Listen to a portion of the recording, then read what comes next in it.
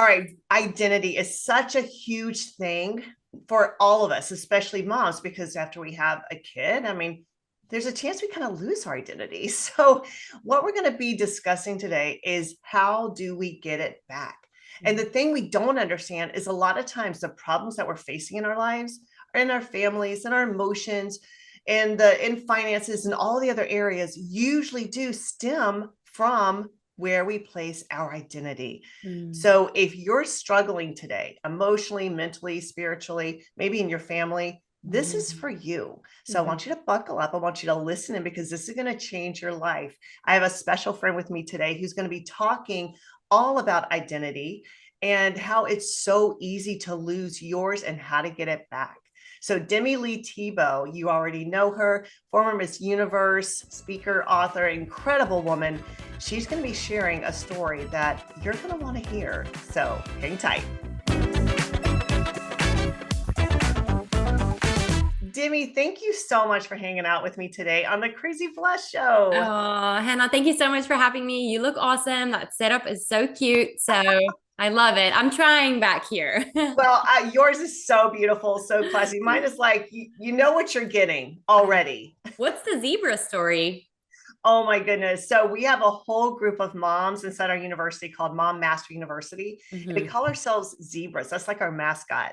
I like that. But it's got a reason because zebras like look so peculiar. They're kind of funny, kind of quirky. But did you know zebras are the most territorial animals on Oh, there? And yeah. they can, with one kick, break a lion's jaw so they Yep. starve to death. So we're like cute, quirky, but don't Don't mess mess with with our you. families. No. Well, I mean, Hannah, I'm a soon to be mom, and I can only imagine as a mom, how protective you become and how ferocious you become. And sounds like something that a zebra would do. I grew up in South Africa, so I'm very familiar with zebras. Our Absolutely. high school mascot was actually a a variation of a zebra. And so I love that. That's just a little side note. So Oh, that is so funny. So of course you know all about zebras. That's so I mean, there's cool. always more to learn, always more to learn. But thank you so much for having me. I'm so excited to chat with you and to learn from you. Oh my goodness. So just so excited. Thanks for having me. Oh, this is such a treat. And so you do have a book about, the crown that lasts. You just now have launched a children's book, which I love. It is so adorable. I want you to tell me more about that.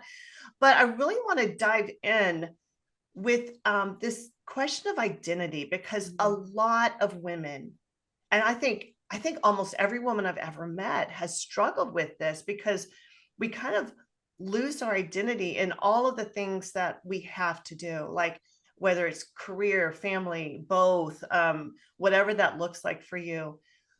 Where we place our identity is so important. So how did you tell me a little bit about your story around identity? Yeah. Hannah, I'll start off with saying I'm going to speak from my own personal experience, right? We Yeah, all have different life experiences. And right. the thing with life experiences are that they kind of form and shape how we see ourselves and essentially shapes our identity, right? Whether that's our prizes, our accolades, our achievements, even our failures, those things all shape the view that we have of ourselves. And the thing that I found was it's so much easier to root your identity, your worth, your value in something that is tangible.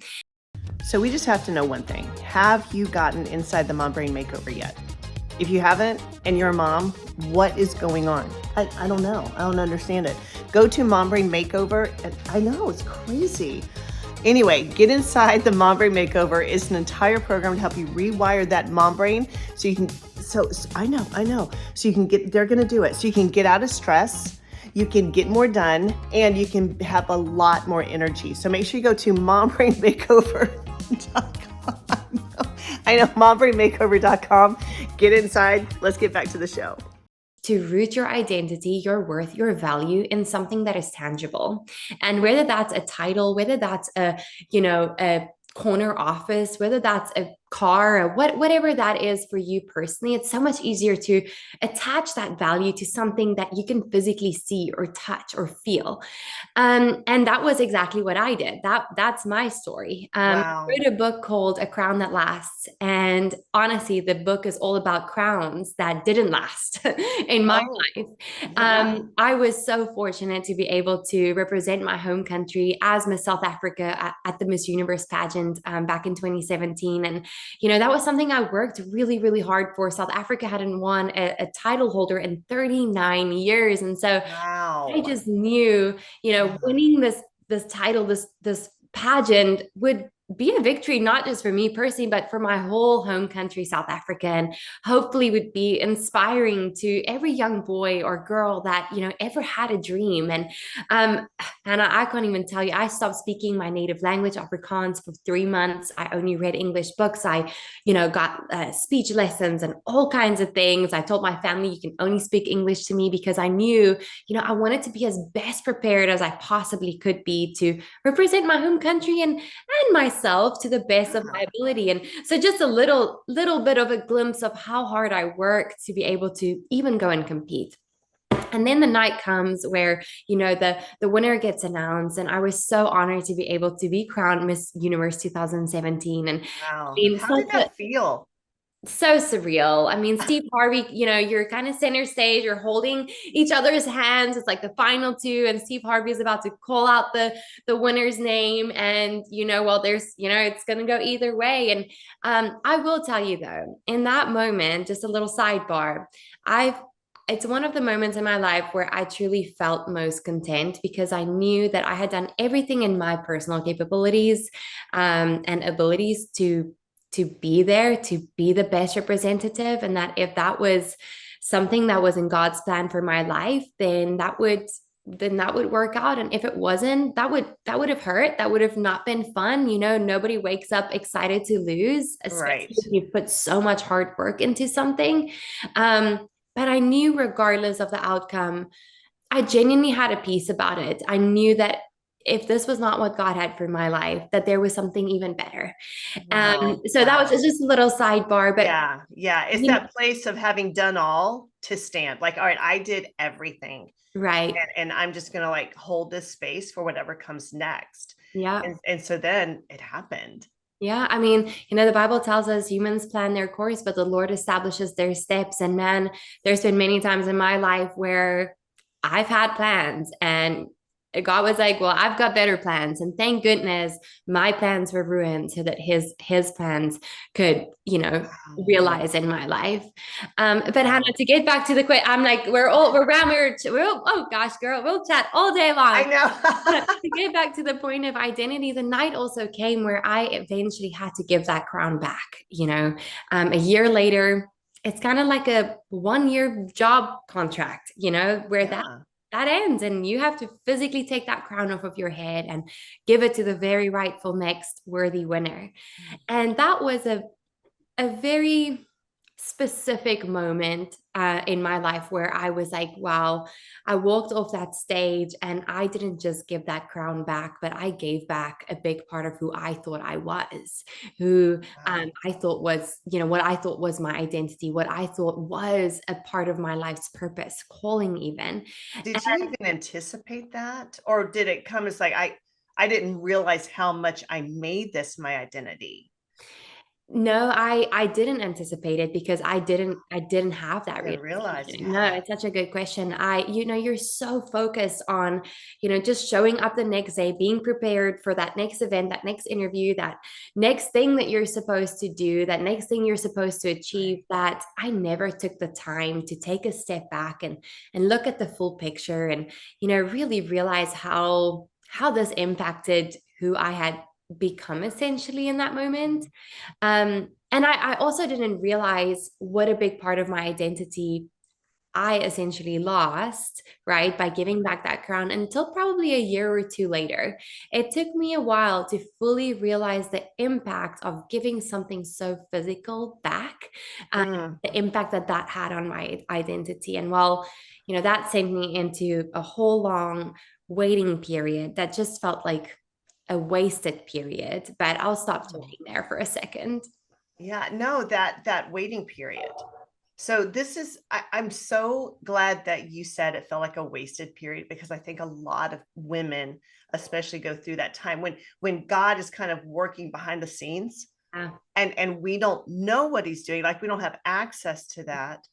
But to be able to see nothing is wasted, like in the Bible it says all work has profit. Mhm. So I always think if I'm in a season of life Yeah. when it's not working the way I want it to work, then it must be working inside me to Mhm. have me become the person who Yeah. can walk into that. And Mhm. so I think a lot of people, when you struggle with your identity and you're shifted from that, like it was abrupt for you. You literally physically had to give that back. Yeah. And so that you didn't realize what it was happening, like that physical thing, what was happening emotionally for you and spiritually for you. Like, now what do I do? Is this wasted? No, God's doing something else. So what was he doing in that waiting period? Yeah.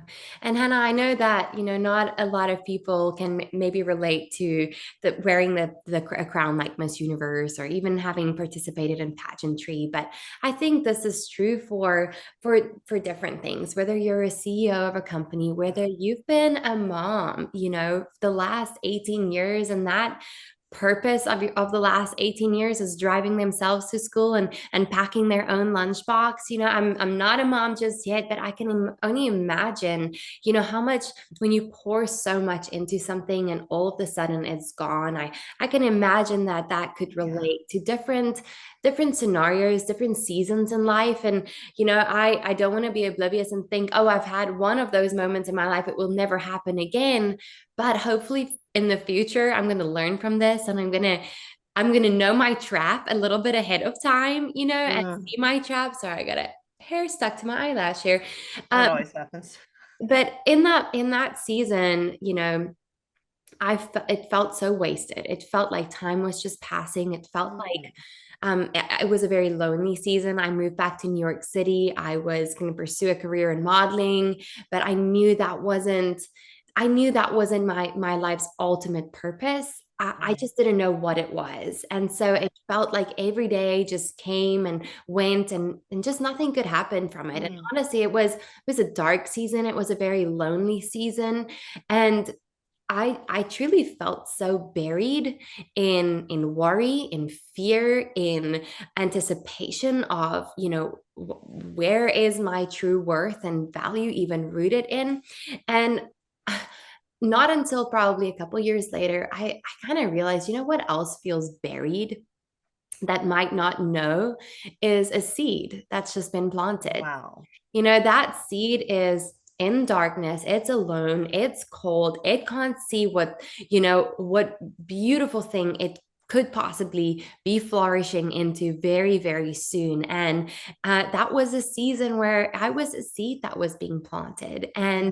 And I think something that would have made that season a little bit easier was if I had a community of people that I could surround myself with to keep pointing me back to truth every single time I looked to fear. I looked to maybe regret, maybe, sorrow of the things that I maybe could have done differently, or should have done differently, or should have been better prepared for this season. I Oh, should have seen this coming. That should have, would have, could have questions. And it was a lonely season. I moved to a whole new continent. Really, I had one friend, and it was my roommate, and it was a very lonely season. But I will tell you something that really helped me in that season was on days that I felt um, just down, and where it just felt like a hard day.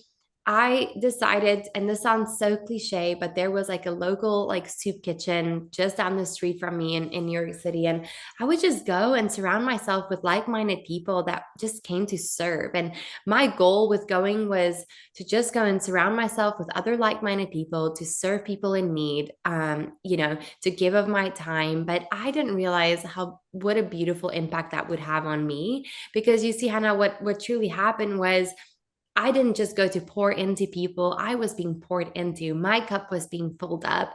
And for even just 2 hours out of that week, the pressure and the spotlight was taken off of me to have it all figured out. And Wow. it gave my mind space to just be able to think, to pray, to just as I'm, packing food boxes, just to be able to pray to God, to have a conversation with Him, to understand, to just make sense of what's going on in life right now. So go and serve someone. I think that really helps take that pressure off of you, take that spotlight off of you, even just for an hour or two.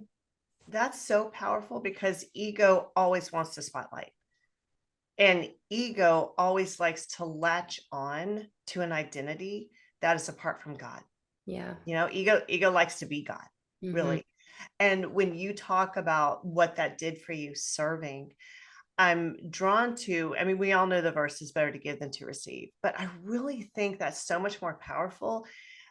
We know it's more blessed to give than to receive. We know we're more like Christ when we give, right? But we don't understand how it changes us. Mm-hmm. Like when we step into that role of giving, it does. It takes the spotlight off of you, and it casts that spotlight on God because God first gave. Like the first thing He did was give, Right. right?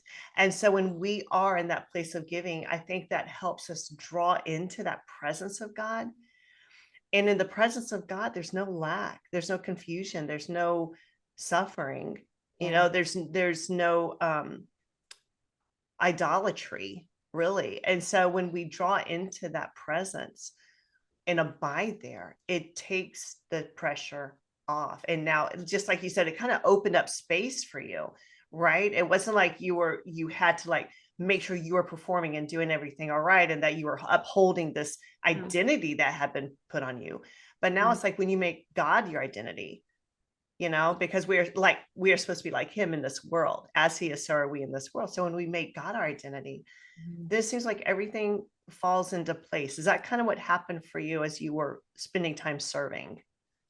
Yeah, and I'll also say, Hannah, I feel like once I was able to truly understand who God created me to be, and listen, I'm still figuring it out all along the way. I do not have it all perfectly set out. Demi, I think we're going to be figuring it out until we see Jesus face to face. I agree because there's only one perfect person to have ever walked this Right. planet, and his name is Jesus. And in the meantime, I will continue to figure it out. So I think somebody once said most things are figure outable. So Right. we'll keep doing that. But Hannah, what I realized was the reason that my identity was so rattled, was so shaken, was because I allowed my life circumstances to dictate what my identity is. And our life circumstances are ever changing. They're not fixed. They're not always trustworthy. And Right. they're given to change at any given point in time, Right. right? And like with me, that moment came, a life circumstance changed, and there goes my identity. But I had to realize, I had to go and sit and really understand. And that, I think that's why it took such a long time for me. Is Mm. I did a lot of deep diving, a lot of studying, a lot of prayer, and studying the Bible specifically. And I had to realize, well, what do I root my identity in that is always fixed, never changing, and always trustworthy? Like, what could that possibly be? And Hannah, there's no truthful answer that I could give you other than to say who God says I am. Yeah. Because who He says I am is always fixed, is always trustworthy, is never changing. He created me in my mother's womb. He knit me together. He set me apart. He created me as one of one. He created me a masterpiece, and He created me with a specific purpose and plan for my life. And that's the way that He created each and every one of us. And once I've read Psalm 139 so many times. I mean, it's like on every like nursery, little booklet and painting and all you've read that verse so many times, knit together in your mother's womb, fearfully and wonderfully made. But I never really believed it. I Mm. never really, it's one thing to know it, to memorize it, but it's another thing to believe that for your own life. And I think this was a season, even though I was 24, 25 years old, where I really started believing that for my life. I really started believing that, yes, I do believe that God has a specific purpose for my life. And I think, Hannah, for such a long time, I thought that my Mhm. purpose, my calling in life was supposed to be something so extravagant, so far fetched that I had to go and win a Miss Universe title to have value and to have worth. But, you know, we are all made with talents and skills and things that make us unique, things Mhm. that we get to use to glorify God, to add to his kingdom, to serve his kingdom. And essentially that's where I found that purpose, was in things that were actually always right in front of me. Yeah. Isn't that how it always is? So it's always right there. We miss the obvious. Right. And And hindsight always feels perfect, right? yes, yes. And you're so right about the circumstances. Like I think about the story that the parable that Jesus shared, about the man who built his house on sand, and then here's this man who builds his house on a rock. And the truth of it is sometimes we don't see the rock that's right there. Yeah. God is like, I am right here. I am steadfast. I'll never forsake you. I'll never abandon you. I'm always here. You can get as far away from me as you want, but guess what? I'm going to still be with you. And unfortunately, or maybe fortunately, when that sand is washed away and we realize that everything we built our life on, whether it's pageantry, whether it is money, whether it's family, whether it is my own strategy, Right. my way of performing, Yeah. when that's sometimes we don't get to experience the steadfast loving nature of God until that's washed away. And Mm. we do get to choose, I'm going to move into this house. It's already built for me. I don't even have to build it, right? It's already built on the rock. I can just move into this identity. And when I do that, it doesn't matter what the circumstances do. Like circumstances, even the word circumstance, we're standing in a circle of things that are happening around us. And the Bible says to set our mind on things that are above and not beneath. So if we're always looking at the things around us to Mhm. support us or encourage us or affirm us, that it may work one day, but this so well, it won't work the next. Yeah. And when we build our house on the rock, it's founded and it's firm and it's steadfast. And I love that story. I know so many people today who are listening or watching, we don't even realize some of the things we tell ourselves about ourselves. Yeah. When we're in that dark season, like you were in, Mhm. where we don't see things working out, or we don't really know who we are, or we feel it's a waste. But if Yeah. we can just turn our thoughts to God, what do you say about this? Mm. Who do you say I am? I think that's a game changer. Yeah. That's right. That's so good. Well, tell us about, because you see this not just in women, but you Mhm. see this in children. You want to get this into their heads as early as possible to fix their eyes on Jesus, the author, the finisher. So tell us a little bit about the book. Yeah, so I wrote A Crown That Lasts, which was my first book that I authored, and Right. man, that was such a joyful experience. I loved writing it. I ended up writing it, myself, which I never even thought was possible.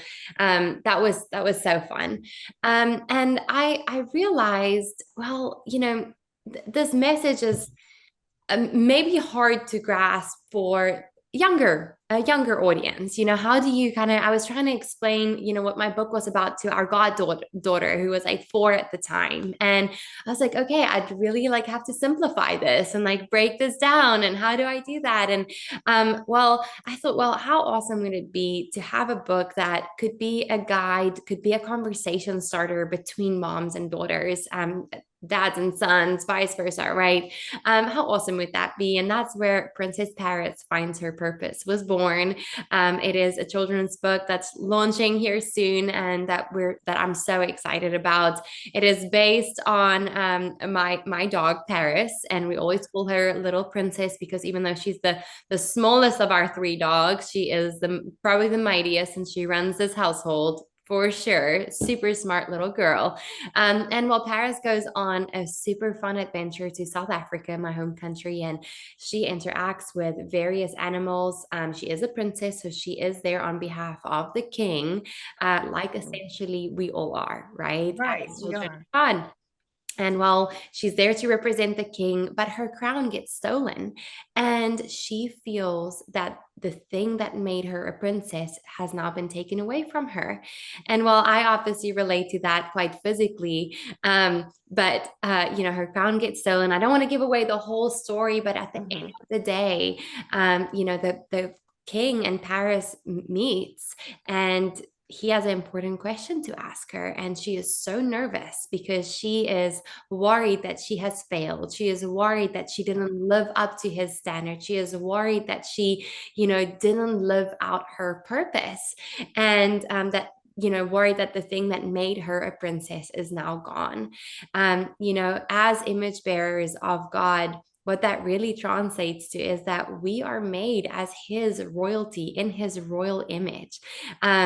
And that's really what this book is about, what Princess Paris is about. It's a conversation starter between parents and kids. That's really my hope and my goal and my dream. So that, from a young age, children can start thinking about that purpose, start thinking about where is their value truly rooted in. I love the ending of the book. I'm not going to give it away just yet, but Paris finds her purpose. She sure does. And it's better than she ever could have imagined. And it is perfect for her. So that's a little bit about Princess Paris Finds Her Purpose. I love it. I absolutely love it. Okay, so we're going to link to that. So make sure you check out the show notes, link to that. And we'll definitely be linking back to you and all of the wonderful things that you're doing. Thank you so much for this time. And it's true for those people who are struggling, you feel like this is a waiting period. You feel like you've lost your identity. You feel like you've lost your purpose. God is there. He has not abandoned you. He never will. And when we yield to that, when we abide with him, your life is going to be blessed like crazy.